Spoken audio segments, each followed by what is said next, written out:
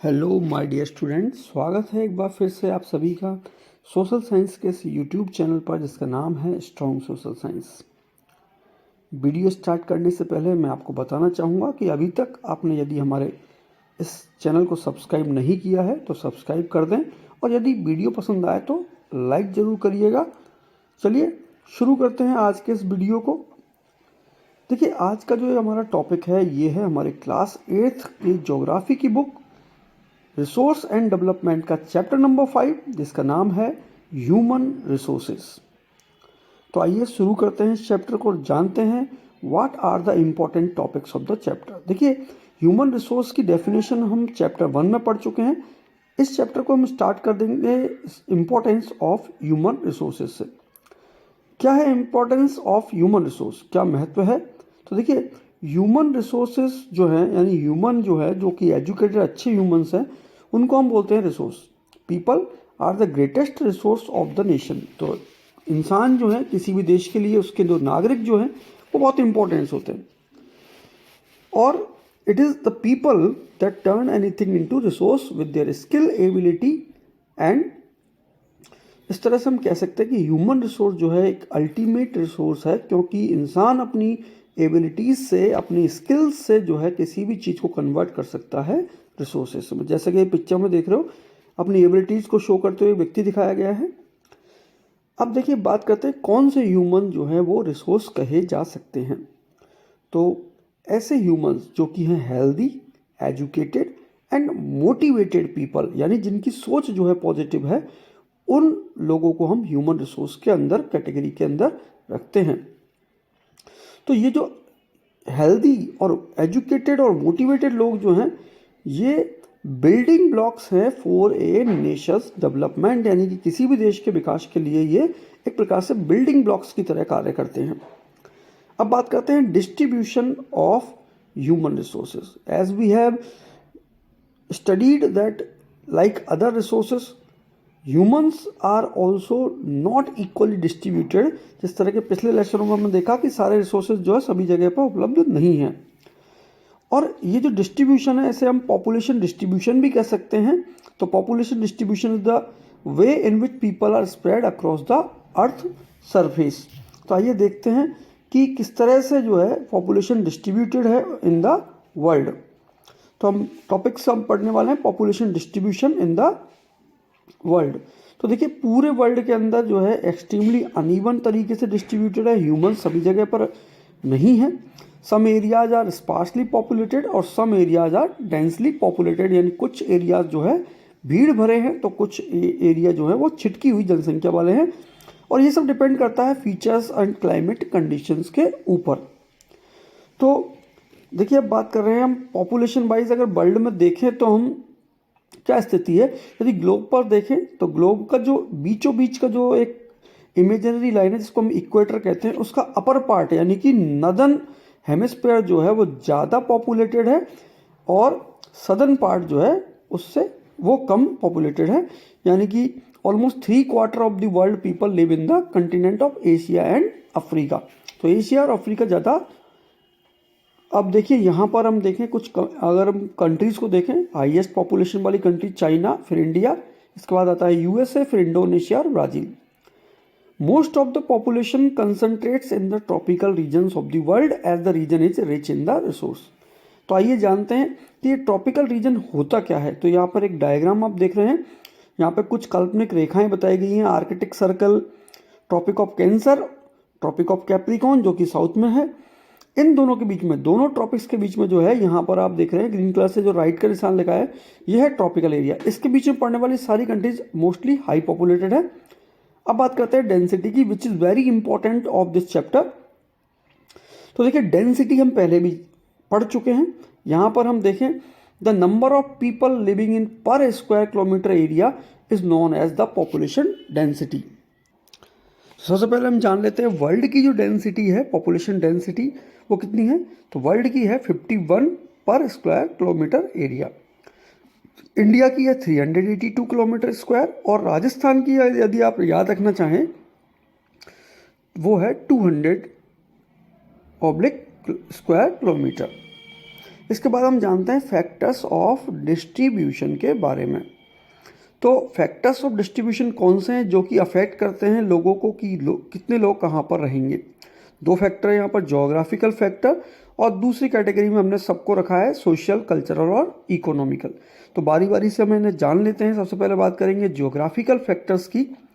देखिए, geographical factors के अंदर नंबर 1 पर आता है टोपोग्राफी यानी ज़मीन की संरचना। नंबर 2 पर आता है क्लाइमेट यानी मौसम भी निर्भर करता है। नंबर 3 पर आता है सॉइल यानी कि मिट्टी। नंबर 4 पर आता है वाटर यानी कि पानी। और नंबर 5 पर आता है मिनरल्स। देखिए, टोपोग्राफी मतलब प्लेन एरिया होगा जो सूटेबल होगा एग्रीकल्चर के लिए, तो लोग ज़्यादा रहेंगे। क्लाइमेट में आता है climate should be neither too hot और नॉट टू कोल्ड। सॉइल होनी चाहिए फर्टाइल और बेस्ट फॉर एग्रीकल्चर। और वाटर जो है अवेलेबल होना चाहिए for agriculture and other uses. और नंबर 5 पर आता है मिनरल यानी कि areas with the mineral deposits are more populated. ऐसा देखा जाता है पूरे वर्ल्ड में कि मिनरल रिच एरिया जैसे कि अफ्रीका जो है वो ज़्यादा पॉपुलेटेड होते हैं। अब बात करते हैं हम कल्चरल, सोशल और इकोनॉमिकल फैक्टर्स की। तो देखिए, इसके अंदर काफ़ी चीज़ें आती हैं। जैसे नंबर 1 पे आता है area of better housing, education, health facilities are more densely populated. यानी जहाँ पर अच्छी एजुकेशन मिलती है, जहाँ पर हेल्थ फैसिलिटी अच्छी होती है, वहाँ पर ज़्यादा डेंस पॉपुलेशन पाई जाती है, जैसे राजस्थान में Jaipur. Number 2, places with the religious और कल्चरल सिग्निफिकेंस यानी धार्मिक स्थान और सांस्कृतिक महत्व के स्थान। नंबर 3 पर आता है इंडस्ट्री एरिया जहाँ पर लोगों को एम्प्लॉयमेंट मिल सके। और नंबर 4 पर है countries with the political stability. अब हमारा नेक्स्ट टॉपिक जो है वो है पॉपुलेशन चेंज यानी कि जनसंख्या में होने वाला बदलाव। क्या है भैया population change? The change in the number of people during a specific time is called population change। यानी एक समय विशेष में होने वाला बदलाव है पॉपुलेशन चेंज। अब इसके कॉजेज क्या क्या हैं? तो 3 कॉजेज हैं यहाँ पर, birth rate, death rate and migration. तो बारी बारी से जान लेते हैं क्या है ये। सबसे पहले हम बात करते हैं बर्थ रेट की। इन डेफिनेशंस को आप जरूर याद रखिएगा। The number of live births per 1000 of the population every year is called birth rate। यानी कि प्रति 1000 पर कितने बच्चे जन्म ले रहे हैं, इसे हम कहते हैं बर्थ रेट। ये 1000 पे चलता है, याद रखिएगा। और दूसरा है डेथ रेट।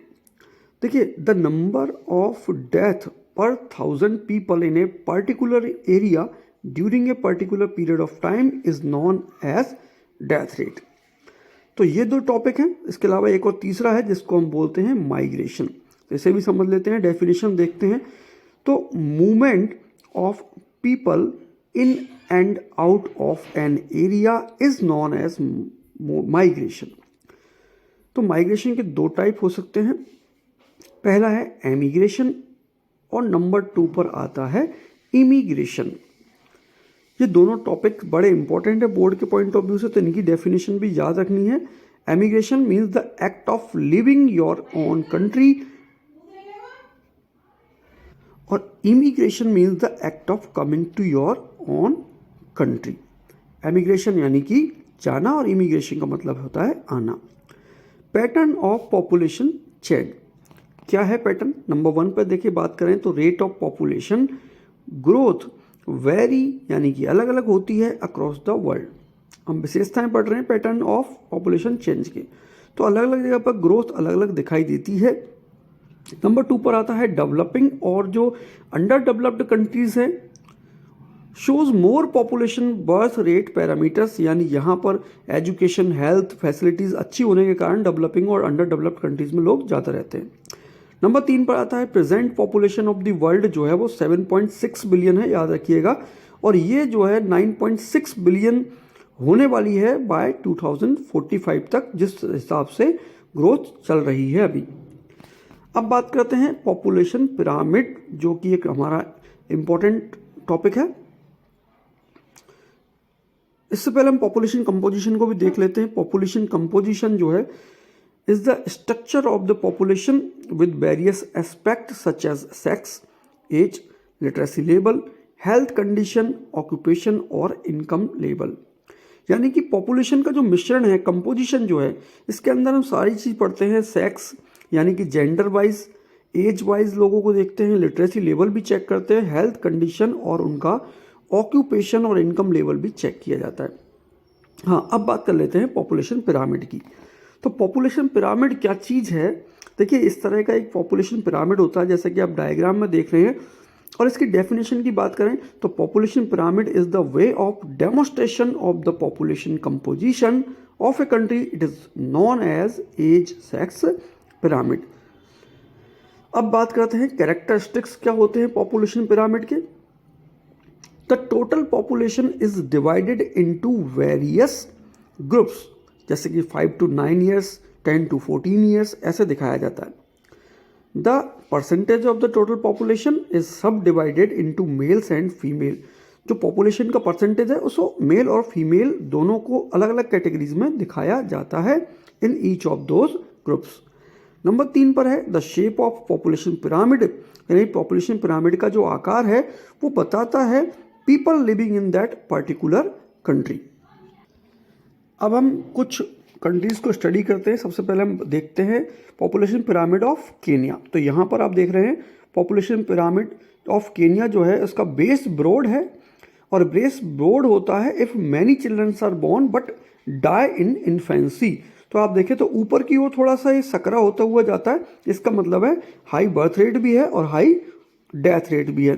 तो ये केन्या का है, आप देख सकते हैं broad base, it means many children are born but die in infancy, मतलब छोटी उम्र में ही वो मर जाते हैं। तो इस तरह से, इसी तरह से हम अगर स्टडी करें इंडिया का जो पॉपुलेशन पिरामिड है तो उसमें देखें the pyramid is broad in the younger age group if the death rates are decreasing especially in younger age group. यानी कि पॉपुलेशन पिरामिड जो है, जैसा कि इंडिया में आप अगर पिरामिड को देखें तो पिरामिड बेस से थोड़ा ऊपर, यानी कि अब बीच में से काफ़ी चौड़ा दिखाई देता है, विड्थ काफ़ी दिखाई देती है। इसका मतलब है कि पॉपुलेशन जो है यंगर है, इंडिया में largest number of young people है, which means strong and expanding labour force, यानी कि मेहनत करने वाले लोगों की कमी नहीं है। तीसरा पॉपुलेशन पिरामिड जो है वो है जापान का। तो ये जो पिरामिड है it shows low birth rate and makes the pyramid narrow at the base. यानी अगर पिरामिड का बेस यानी नीचे वाला हिस्सा यदि आपको नैरो दिखाई देता है ऊपर से कंपेयर करने पर, तो इसका मतलब है कि देश में बड़े बूढ़े लोगों की संख्या ज़्यादा है और डेथ रेट जो है वो डिक्रीज हो चुकी है। इस तरह से जो लोग हैं वो ओल्ड एज तक काफ़ी मात्रा में पहुंच पा रहे हैं। इसी के साथ में ये वीडियो हमारा यहीं पर समाप्त होता है। आप में से काफ़ी लोग वीडियो देख रहे हैं लेकिन लाइक नहीं कर रहे हैं, तो प्लीज़ लाइक करिएगा जिससे वीडियोस को और इम्प्रूव किया जा सके। तो मिलते हैं नेक्स्ट वीडियो में, तब तक के लिए गुड बाय। और आप मुझे बताइएगा कि कौन सी वीडियो आप देखना चाहते हैं, लाइक ज़रूर कर दीजिएगा। और अगली वीडियो में हम हमारा राजस्थान शुरू करें या ना करें, शेयर लाइक करके और कमेंट करके बताइएगा। ठीक है, good bye, thank you so nice of you, take care.